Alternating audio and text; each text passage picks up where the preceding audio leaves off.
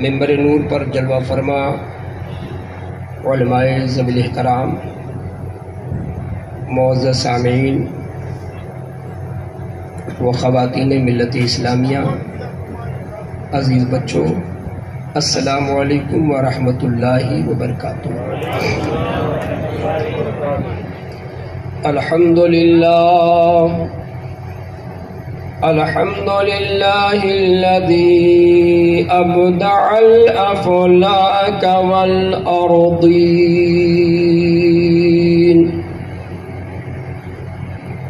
والصلاة على من كان نبي آدم بين الماء والطين،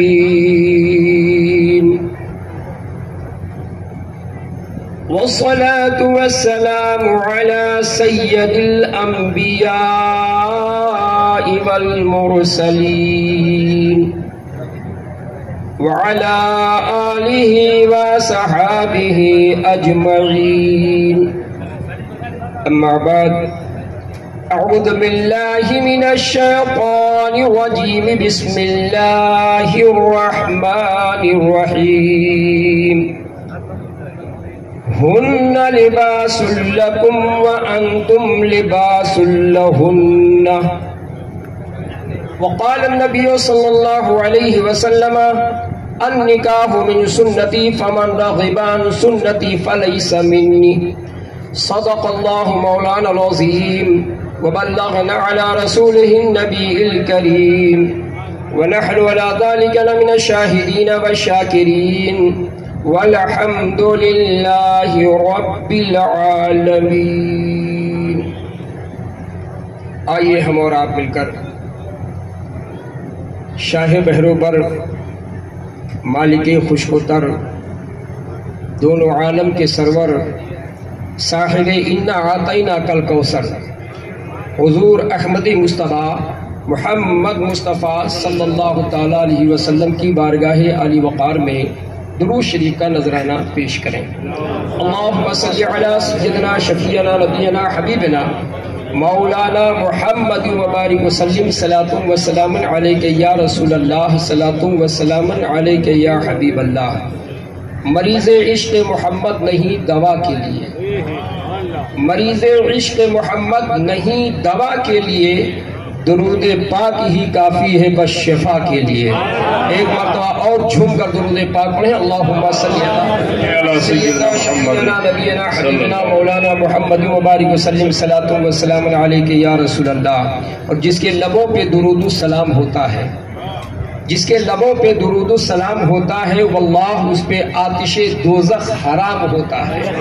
ایک مرتبہ اور رسول اور آل رسول کی بارگاہ میں مچل کر درود پاک پڑھیں، اللہم صلی علی سیدنا شفیعنا نبینا محمد مولانا محمد وبارک وسلم، صلاۃ و سلام علیک یا رسول اللہ، صلاۃ و سلام علیک یا حبیب اللہ۔ حضرات، آپ کافی دیر سے علماء کرام سے، ہمارے مداحان رسول سے بڑی پیاری پیاری نعتیں ہم نے بھی آپ نے سب نے سماعت کی، اور میرے بعد بہت سارے علماء کرام جو ہمارے اکابر ہیں موجود ہیں، ان کی بھی خطاب کو آپ حضرات کو سماعت کرنی ہے۔ ہماری جماعت کے بہترین عالم دین حضرت علامہ مولانا عبداللطیف صاحب، ان کے بھی خطاب ہوگا، اور پیر طریقت رہبر راہ شریعت کے شاہزادے حضرت علامہ سید نعمت اللہ صاحب دامت برکات القدسیہ مدد اللہ النورانی بھی جلوہ بار ہیں، آپ ابھی ان کے نورانی چہرے سے مشرف ہوں گے۔ حضرت علامہ مولانا سید غلام حسین صاحب باپو چونکہ کسی وجہ سے طبیعت علیل ہونے کی وجہ سے اس مجلس میں حاضر نہ ہو سکے، مگر انہوں نے اپنا ذل اور عکس کی شکل میں اپنے شہزادی کو بھیج دیا ہے، جو انشاءاللہ تعالی آپ ان کے چہرے کی زیارت کریں گے اور ان کی نورانی کلمات سے بھی سماعت کریں گے۔ چند منٹ آپ حضرات، چونکہ یہ شادی کے موقع پر میلاد مصطفیٰ ہو رہی ہے، آج مجھے یہی بتانا ہے کہ شادی کے موقع پر ہونا کیا چاہیے اور شادی کی سب سے پہلے مجلس کہاں پہ منعقد ہوئی اور کس انداز سے ہوئی. بس آپ یہی سماعت کر لیں. 20 منٹ کا وقت ہمیں دیا گیا ہے. انشاءاللہ اپنے وقت میں اپنی بات کو ختم کروں گا. پھر انشاءاللہ کبھی موقع ملا تو پھر بیان ہوگا. تو شادی، ہم سب کے باپ کون ہیں؟ بولو. حضرت آدم علیہ السلام. اور اللہ نے حضرت آدم علیہ السلام کو کس سے پیدا کیا؟ علماء سے آپ نے سنا ہوگا. کس سے پیدا کیا؟ مٹی سے. مٹی سے پیدا کیا. کب پیدا کیا؟ کہ جب کوئی بھی انسان دنیا میں موجود نہیں تھا، اللہ تبارک و تعالیٰ نے اس وقت ہم سب کے باپ حضرت سیدنا آدم علیہ نبینا علیہ الصلوۃ والتسلیم کو پیدا کیا اور کہا آدم یہ جنت ہے، جنت ہے، اس میں تم رہو، جو چاہو وہ کھاؤ، جو چاہو وہ پیو، جہاں چاہو وہاں گھومو ٹہلو، یہ جنت ہے. جنت دے دی گئی. اب جنت مل جائے پھر اور کیا چاہیے بھائی؟ اسی لیے تو ہم کہتے ہیں تجھ سے اور جنت سے کیا مطلب، اے وہابی دور ہو رسول اللہ کے، جنت رسول اللہ. سبحان اللہ. اب جنت تو یہ ہمارے باپ کی میراث ہے بھئی. جہاں باپ رہتا ہے نا وہ مکان کس کا ہوتا ہے؟ میراث میں بیٹے ہی کو تو ملتا ہے. بات سمجھا کے میں عرض کرنا چاہتا ہوں.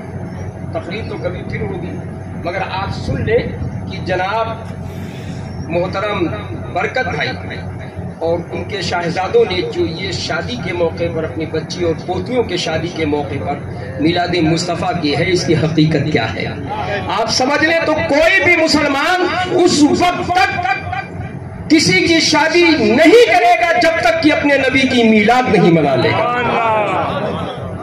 اور ہم تو صرف میلاد کم مناتے ہیں. کسی کا انتقال ہو جائے تو کمپلسری ہے 10ویں میں ضرور میلاد ہوگی. مولانا عبداللطیف صاحب آئیں گے، تمام علماء آئیں گے، کہیں گے میلاد کیا ہے، 10واں ہے، 40واں ہے، ششمائی ہے، برسود ہے نا. عقیقہ ہوا تو میلاد، ختنہ ہوا تو میلاد. یہ تو ہم سنیوں کی جان ہے میلاد، اس لیے کہ مصطفیٰ جان رحمت کی میلاد کے صدقے میں تو ہم سب کی میلاد ہوئی ہے. تو ہم اپنے نبی کی میلاد منائیں گے. اس میلاد منانے کی برکت کیا ہے؟ ہم تو ایسے موقع پر میلاد مناتے ہیں مگر صحابہ کرام کی زندگی کو جب ہم نے پڑھا تو وہ صحابہ اس وقت تک کھانا نہیں کھاتے تھے جب تک کہ نبی کی میلاد نہیں کر لیا کرتے تھے. ایک مرتبہ عبداللطیف صاحب، بڑی پیاری حدیث ہے اور آپ لوگ بھی ناز کرو گے کہ اس مجلس میں ہم حاضر ہیں. حاضر ہے، اس حاضری کا صلہ ہمیں کیا مل رہا ہے. پیارے آقا صلی اللہ تعالی علیہ وسلم ایک دن اپنے ایک صحابی کے گھر تشریف لائے. کہہ دیے سبحان اللہ. یہ میرے نبی کا کرم ہے کہ وہ غلاموں کے گھر جلوہ بار ہوا کرتے ہیں. اس لیے ہمارا عقیدہ ہے کہ میرا رسول حاضر بھی ہے اور ہمارا رسول ناظر بھی ہے. ہم بیٹھے ہیں، مصطفیٰ دیکھ رہے ہیں، ہم پڑھ رہے ہیں، مصطفیٰ سن رہے ہیں. اعلیٰ حضرت سرکار فرماتے ہیں دور و نزدیکی کے سننے والے وہ کان لالے کرامت پہ لاکھوں سلام. آقا تشریف لائے، صحابی رسول ہیں، بیٹھے اپنے نبی کی میلاد پڑھ رہے ہیں. کہہ دیے سبحان اللہ. ان کے بیوی بچے بیٹھ کر سن رہے ہیں. پیارے آقا سماعت بھی فرما رہے ہیں اور اپنی نگاہ کرم سے دیکھ بھی رہے ہیں مگر پوچھتے ہیں میرے پیارے صحابی کر کیا رہے ہو، کیا کر رہے ہو؟ پیارے آقا صلی اللہ علیہ وسلم نے جب پوچھا تو پیارے صحابی کھڑے ہو گئے. فرمایا الصلاۃ والسلام علیکہ یا رسول اللہ وعلی آلک واصحابک یا نبی اللہ. اے اللہ کے رسول، ہم آپ کی میلاد شریف پڑھ رہے ہیں اور یہ میرے تمام گھر والے آپ کی میلاد سن رہے ہیں. پیارے آقا نے یہ نہیں کہا کہ یار یہ کیا کرتے ہو، جاؤ مسجد میں بیٹھ جاتے، نفل پڑھتے، قرآن پڑھ لیتے، یہاں میلاد پڑھ رہے ہو. میرے مصطفیٰ نے یہ نہیں فرمایا بلکہ مالک جنت کی رحمت جوش میں آتی ہے اور پیارے آقا ارشاد فرماتے قد وجبت علیہم الجنہ. اے میرے پیارے صحابی، ارے تم پر بھی جنت واجب ہے اور تمہارے گھر والوں پر بھی جنت واجب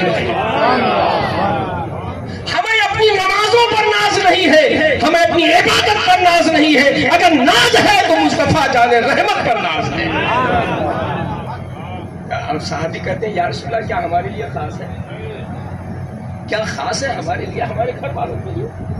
آقا ارشاد فرماتے ہیں نہیں نہیں اے میرے صحابی سنو، جو بھی میرا غلام میلاد منائے گا، میلاد کرائے گا، میلاد سنے گا، میلاد پڑھے گا، ان سب پر جنت واجب ہو گئی ہے۔ پتہ یہ چلا بغیر میلاد کے جنت ملنے والی نہیں ہے، اور بغیر میلاد کے زندگی بھی اچھی چلنے والی نہیں ہے۔ آپ دیکھو جو میلاد کا انکار کر کے حج پڑھتے ہیں ان کا چہرہ کیسے ہو جاتا ہے، اور جو میلاد کر کے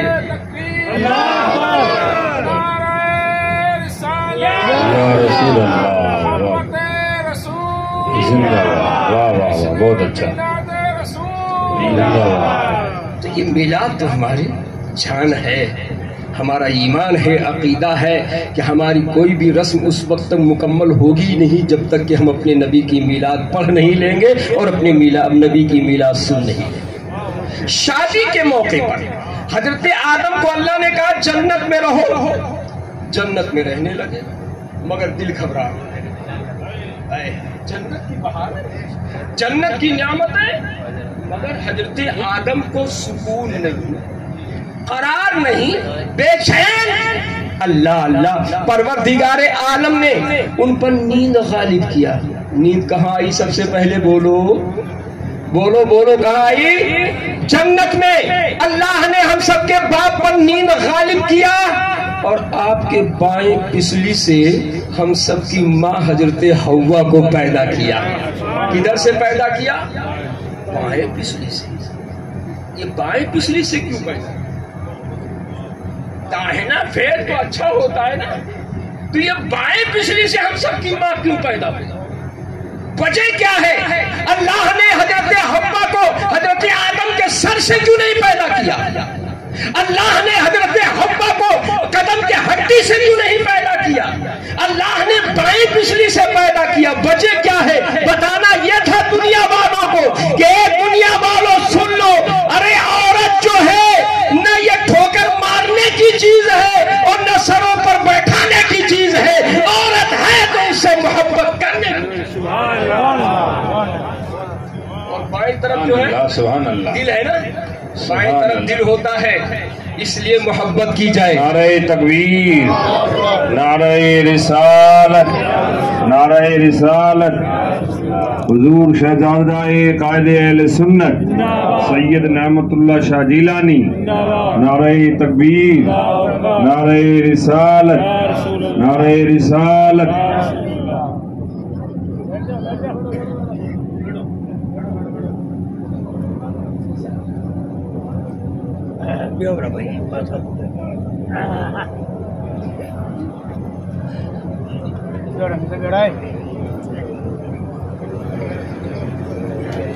آپ لوگ تشریف رکھیں، آپ لوگ اپنی جگہ پر تشریف رکھیں، بیٹھ جائیں، حضرت کے چہرے کی زیارت کریں۔ اولاد رسول، آل رسول فاطمہ کے گلشن کے پھول ہیں، ان کی خوشبو لیتے رہیں، انشاءاللہ تعالی ایمان مہکتا رہے گا۔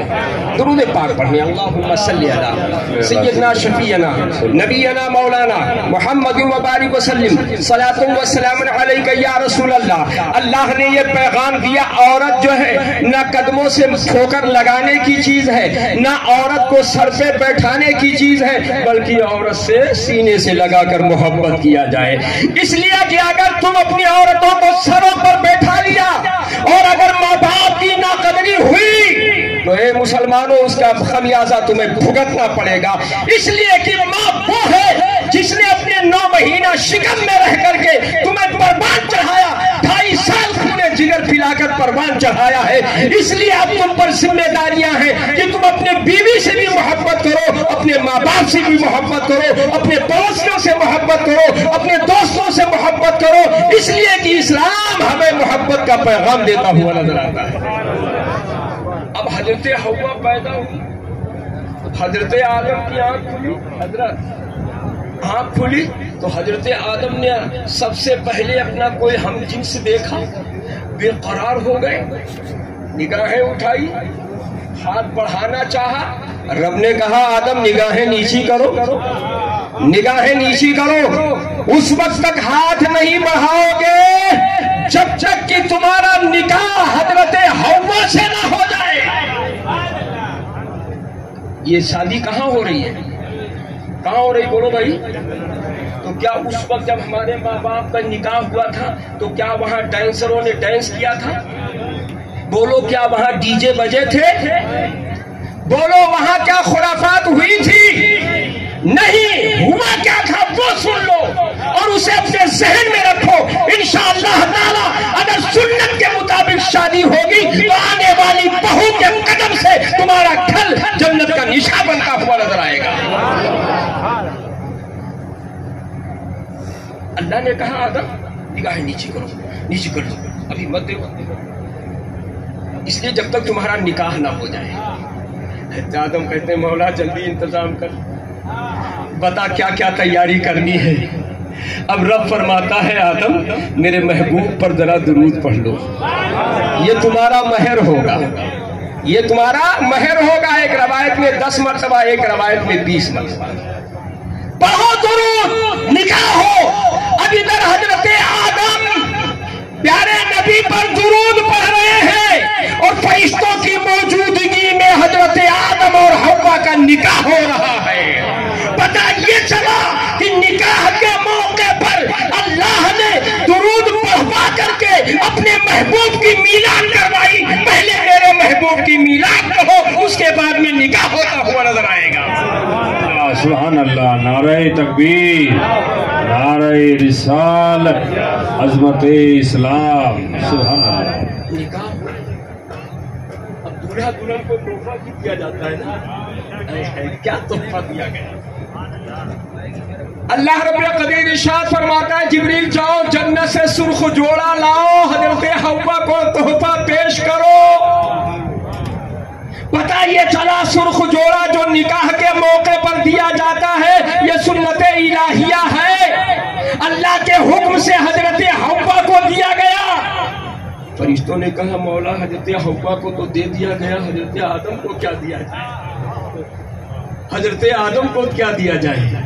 تو آیا ہے روایتوں میں اس وقت حضرت آدم علیہ السلام کی داڑھی شریف نہیں تھی, داڑھی شریف نہیں تھی. مگر جب حضرت حوا سے نکاح ہوا تو اللہ نے ہم سب کے باپ کو مصطفیٰ کا نور عطا فرمایا.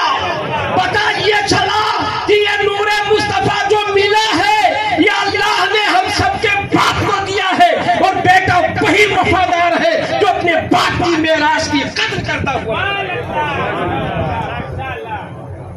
اپنے باپ کی میراث کی قدر کرتے ہو, مگر یہاں تو الٹا معاملہ ہے, الٹا معاملہ ہے. جب شادی ہوگی نا تو دولہا کے لیے اسپیشل نائی آئے گا, ان کی سیونگ کرے گا, کھرچے گا, صاف کرے گا, ایک دم چکنا کر دے گا. بولو الٹا ہو رہا ہے کہ نہیں ہو رہا ہے؟ اس سے کیا اللہ خوش ہو رہا ہے؟ شیطان خوش رہا ہے, خوش ہو رہا ہے, تالیاں بجا رہا ہے. اے حضرت آدم کی اولاد, تو جس مقصد کے لیے پیدا کی گئی تو نے اس مقصد کو پورا نہیں کیا, اور میں جس کے لیے پیدا کیا گیا وہ تو پورا ہی کر رہا ہوں. تو پتہ یہ چلا کہ داڑھی حضرت آدم کو نکاح کے موقع پر اللہ رب قدیر نے عطا فرمایا تھا. یہی وجہ ہے, یہی وجہ ہے کہ آپ نے دیکھا ہوگا نا کہ جب رشتہ تلاش کرتے ہیں تو لڑکی والے بھی جاتے ہیں, لڑکے والے بھی جاتے ہیں. بولو جاتے ہیں کہ نہیں جاتے؟ لڑکی کو دیکھا, دیکھنے کے بعد میں تنقیدی نگاہ ہوگی, رنگ روغن صحیح نہیں, گھر والے صحیح نہیں, اس کا پیر تو ایسا ہے, اس کا ناک ایسا ہے, اس کا چہرہ ایسا ہے, یہ نہیں ٹھیک. وہ دیکھو, تیسری دیکھا, چوتھی دیکھا, پانچویں دیکھا, ایک فٹ آ گئی. اب آئی گھر پہ اور ماں جو ہے لڈو بانٹ رہی ہے. اب مولانا عبد اللطیف نے پوچھا بے موقع بارش کیسے ہو رہی ہے؟ کہا مولوی صاحب بہت دن سے رشتہ تلاش کر رہی تھی, آج میرے بچے کا رشتہ مل گیا ہے, اس لیے میں لڈو بانٹ رہی ہوں, مٹھائی کھلا رہی ہوں. تو کوئی ناجائز بھی نہیں ہے, اس لیے کہ نبی کی سنت یہ ادائیگی کی تیاری ہو رہی ہے. آپ لڈو بانٹو, اچھی مٹھائیاں بانٹو, کھلاؤ, چلو بھائی بڑھ گیا.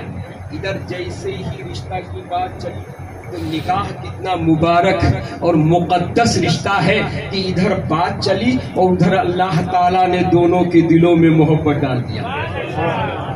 بچی کہیں پیدا ہوئی پروان چل رہی ہے, لڑکا کہیں پیدا ہوا پروان چل رہا ہے, دونوں اجنبی تھے مگر جب رشتے کی بات چلی تو اللہ نے اس نکاح کی برکت سے ان دونوں دلوں میں محبت ڈال دیا, دو خاندانوں میں محبت ڈال دیا.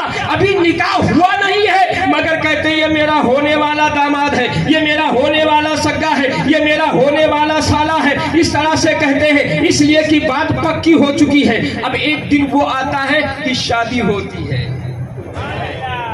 شادی ہوتی ہے. تو حضرت آدم علیہ السلام کی جب شادی ہوئی تھی ہے نا, وہاں تو کوئی خرافات نہیں تھا نا.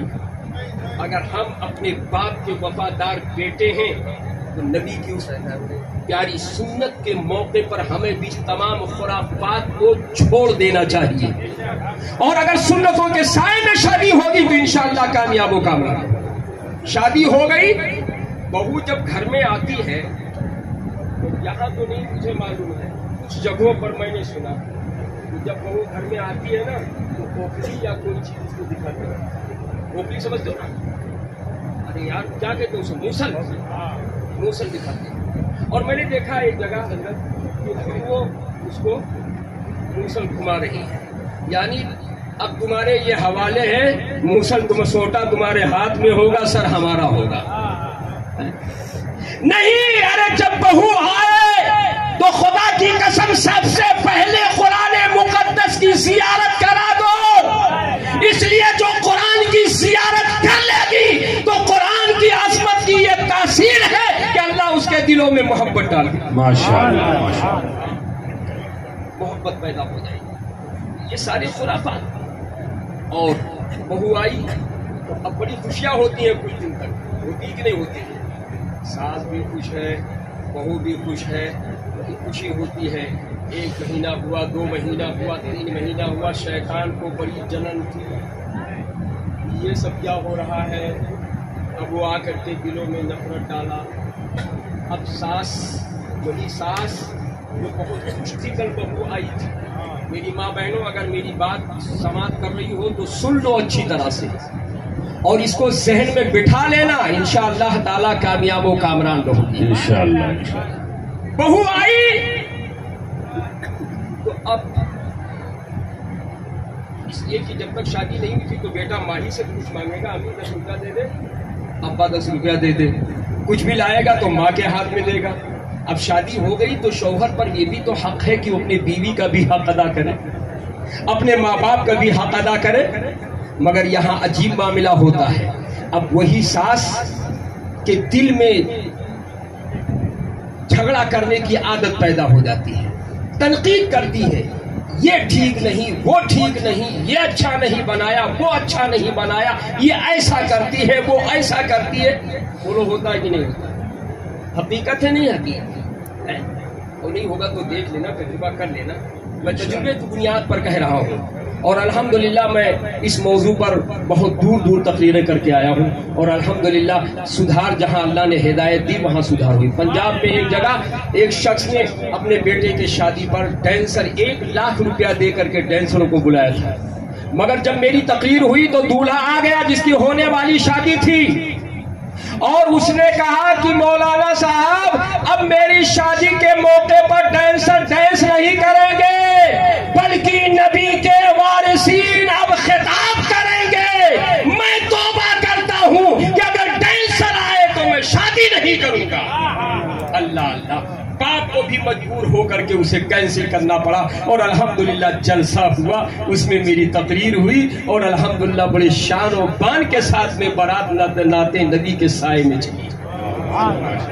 اور یہ منظر اگر دیکھنا تو ہمارے کمہاری باسنی میں دیکھو, ہمارے یہ ناگوری بھائی الحمدللہ جہاں یہ اپنا دھندا بزنس کرتے ہیں وہیں دین کا کام بھی کرتے ہیں. لوگوں کو تبلیغ کرتے ہیں، وہاں ایک سے ایک مالدار ہے، مگر جب بچے اور بچیوں کی شادی ہوتی ہے تو نعت نبی کے جھرمٹ میں دولہا جاتا ہے، چائے شربت پر نکاح ہو جاتی ہے، اور تھوڑی دیر کے بعد میں دلہن پیدل، حضرت خاتون جنت کا وہ منظر کہ جب مصطفیٰ کے گھر سے رخصت ہو کر فاطمہ علی کے گھر آئی تھی تو پیدل آئی تھی، فرشتوں نے پھولوں کی بارش کیا تھا، وہی منظر ہوتا ہے کہ ابھی نکاح ہوئی اور دلہن پیدل چل کے آتی ہے، اپنے ساس کے پیر کو چومتی ہے، ساس اسے لڈو کھلاتی ہے۔ اللہ اللہ، اب بتاؤ جس پہ بہو نے اپنے باپ اپنے ساس کا پیر کو چوما ہے تو بتاؤ ساس کے دل میں محبت پیدا ہوگی یا نہیں پیدا ہوگی؟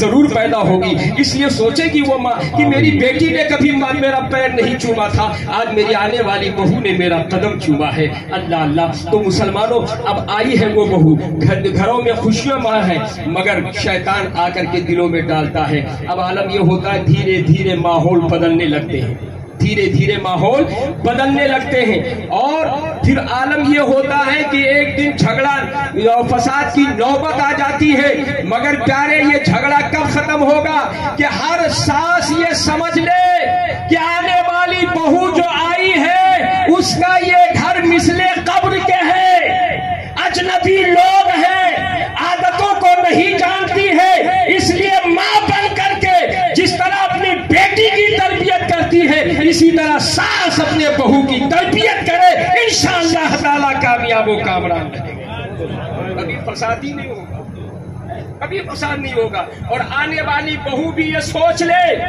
کہ ایک ماں میری وہ ہے جس نے ہمیں پیدا کیا، اور ایک ماں یہ ہے جس کے قدموں میں آئی ہوں، ایک ماں کو چھوڑ کر آئی ہوں، اور ایک ماں مجھے ملی ہے، اس لیے جس طرح وہ اپنے اس ماں سے محبت کرتی تھی اسی طرح اپنے ساس سے محبت سمجھ کر کے محبت کرے، انشاءاللہ تعالیٰ جھگڑا ہوگا ہی نہیں۔ آمین آمین۔ تو انشاءاللہ تعالیٰ وہ ختم ہو جائے گا۔ باتیں تو بہت، مگر ٹائم میرا پورا ہو گیا ہے، بس آیت کریمہ ترجمہ آپ سمجھ سکتے کہ مرد کیا ہے عورت کیا ہے، یہ بھی سمجھتے ہیں کہ مرد کیا ہے عورت کیا ہے۔ قرآن کیا کہتا ہے؟ ہن لباس لکم وانتم لباس لہن، اے مردو تم اپنی عورتوں کے لباس ہو، اور اے عورتوں تم اپنے مردوں کے لباس ہو۔ اب لباس کا کام کیا ہے؟ یہ جبہ ہم نے پہنا ہے نا تو بدن ڈھکا ہوا ہے، آپ کو نہیں معلوم کہ بدن میں ہمارے داغ ہے، دھبا ہے، کیا ہے، کچھ نہیں، اس لیے اب یہ لباس ہماری زینت بن گیا ہے اور ہمارے داغ اور دھبے کو عیب کو چھپا لیا ہے۔ اسی طرح ایک وفادار بیوی کا یہ حق ہے کہ وہ اپنے شوہر کے اندر کوئی خامی دیکھے تو وہ لباس بن کر کے اس کے عیب کو چھپا لے، نہ پیر میں کہے نہ اپنی سہیلیوں سے کہتی ہوئی نظر آئے، اس لیے کہ وہ عورت عزت و وقار ختم ہو جاتی ہے جو اپنے گھر کی برائی جا کر اپنے پیر میں کرتی ہے، فوجائیوں کے نظروں میں اس کی وقار ختم ہو جاتی ہے، اور اگر وہ بڑائی بیان کرے گی تو یقین جانو ان لوگوں کے نظروں میں اس کی عزت پیدا ہو جائے گی۔ اس لیے میری ماں بہنوں اپنے گھروں کی بات کہیں جا کر کے مت کہا کرو۔ اگر کوئی غلطی تمہاری خامی تمہارے شوہر کے اندر ہے، یا تمہارے ساس کے اندر ہے، یا تمہارے نند کے اندر ہے، یا تمہارے گھر والوں کے اندر ہے، تو لباس بن کر کے اس عیب کو پوشیدہ رکھو اور اسے سمجھانے کی کوشش کرو، انشاءاللہ تعالیٰ وہ برائیاں ختم ہو جائیں گی۔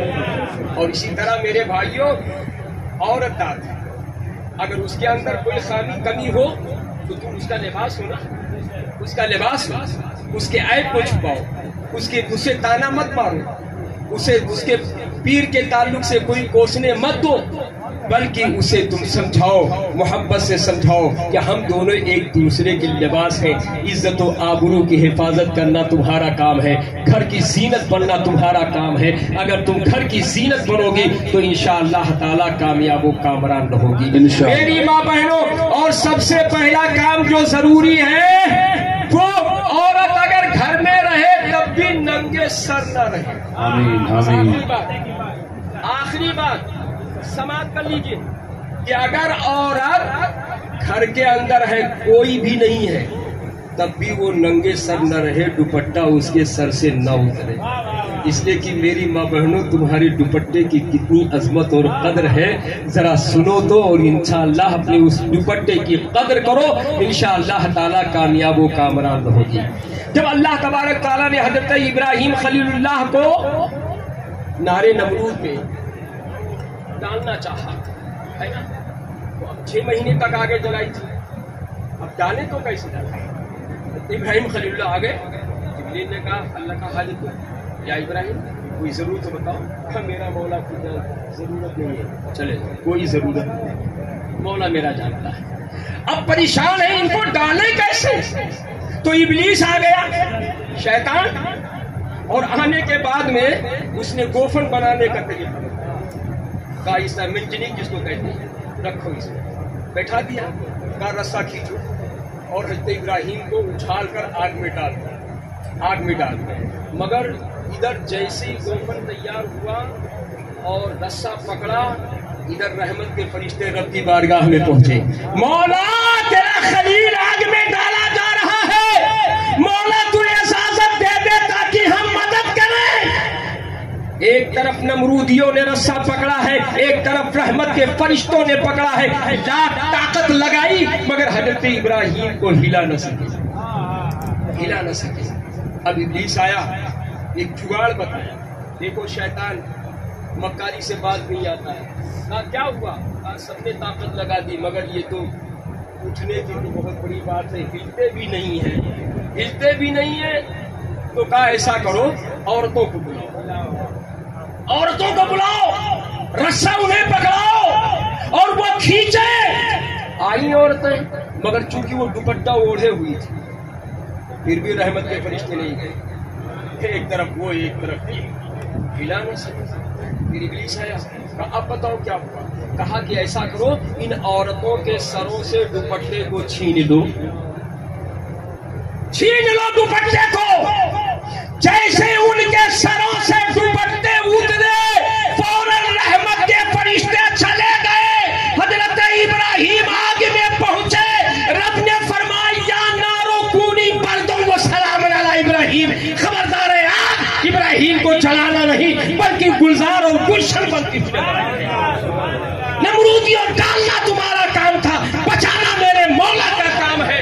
اب یہیں سے سن لو رحمت کے فرشتے کیوں گئے؟ اس لیے دوپٹہ اترا تو رحمت کے فرشتے چلے گئے.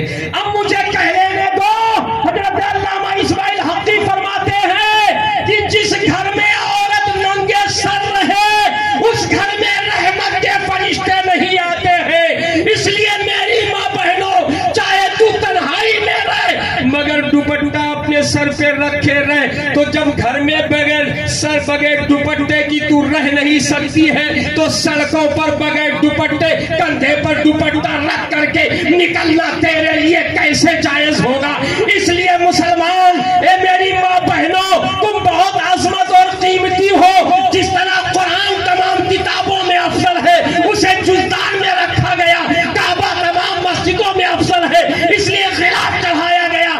اس لیے میری ماں بہنوں، تم عورتوں میں سب سے افضل و اعلیٰ ہو، اس لیے تمہیں پردے میں رکھا گیا. آمین آمین. مسلمانوں، اپنے گھروں میں پیغام دو کہ ننگے سر کوئی نہ رہے. انشاءاللہ پھر کبھی موقع ملا تو گفتگو ہوگی، بہت ساری باتیں ہیں کہنے کی. اللہ تعالیٰ اس مجلس نور کو قبول فرمائے، اور جتنے بھی حاضرین بزم ہیں مولا ہر ایک کی حاضری کو اللہ قبول فرمائے، اور ہونے والے شادی جوڑوں میں اللہ تعالیٰ محبت عطا فرمائے، دونوں دلوں میں محبت عطا فرمائے، دونوں گھروں میں محبت عطا فرمائے. اور میں بہت بہت مبارکباد پیش کرتا ہوں علی جناب برکت صاحب اور عزیزم فیروز احمد ان کے گھر والوں کو، کہ جنہوں نے شادی کے موقع پر جشن سنت خیر الانام کا اہتمام کیا، اور ان علماء کرام وارثان نبی کو بلایا ہے. اللہ اکبر. یقین جانو یہی ہمارے لیے اور آپ سب کے لیے یہی ذریعہ نجات ہے، یہی ذریعہ بخشش ہے. وما علینا الا البلاغ. وعلیکم السلام.